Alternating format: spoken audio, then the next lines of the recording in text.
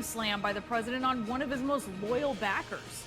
Indeed it was, Brianna, and we're learning tonight that President Trump has not spoken to Attorney General Jeff Sessions in at least the last 24 hours, but he's certainly done a lot of talking about him, airing those grievances in a way we've not seen anyone else be spoken to like that from this president, going from one of his biggest supporters to one of his biggest disappointments.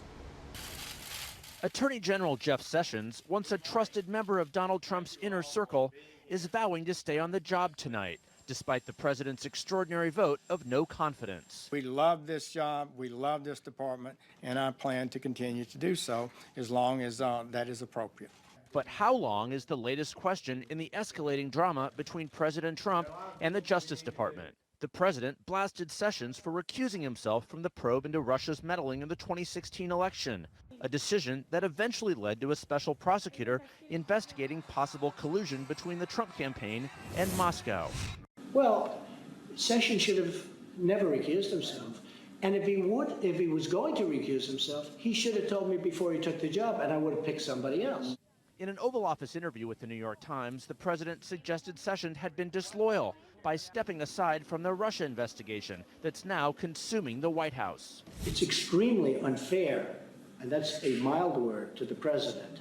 Those words drawing strong condemnation from Republicans on Capitol Hill, who said the Attorney General is the chief law enforcement officer of the United States, not the president's personal lawyer. I think the president makes a lot of statements off the cuff that sometimes come back to haunt him, and that's one of them. The Attorney General can't be a wingman for a president. He's got to be very independent and be a wingman for the people of the country. Back in March, the Attorney General announced his recusal from the Russia investigation, a decision that infuriated Trump then and now. I should not be involved investigating a campaign I had a role in. At a press conference on cybersecurity today, he offered little reaction to the president's blistering remarks. So I'm totally confident that we can continue to run this office in an effective way. The president also questioned the scope of special counsel Robert Mueller's investigation, saying he and his family's personal finances should be off limits. No, I think that's a violation, the president said. Look, this is about Russia.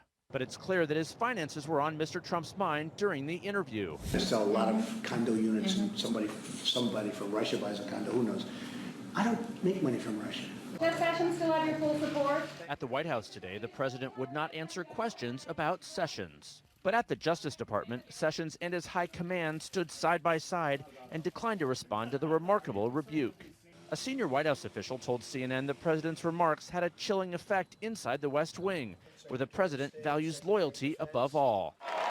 It was particularly stinging because Sessions was one of Trump's biggest cheerleaders, the first Republican senator to endorse his bid for the presidency. At this time in Americans' history, we need to make America great again.